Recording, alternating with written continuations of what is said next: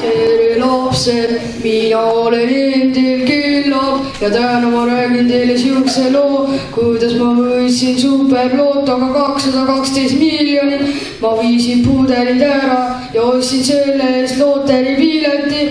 Ja siis ma läksin koju ja ütlesin, ema, ma ostsin looteripileti. Mu sisemine tunne ütles, et ära osta süüa, vaid osta looteripilet. Ja siis näe, vaata, kohe hakatakse numbreid ette kandma.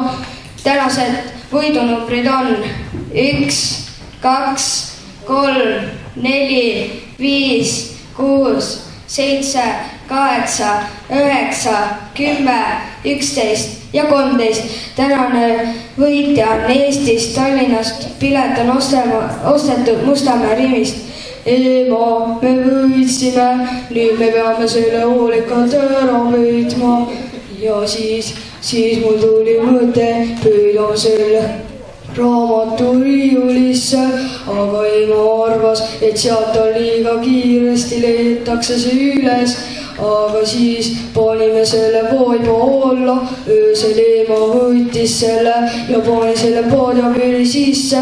Ja siis ma läksin hommikul emaga patju kloppima ja kloppisime ja siis lendas looteripilet minema.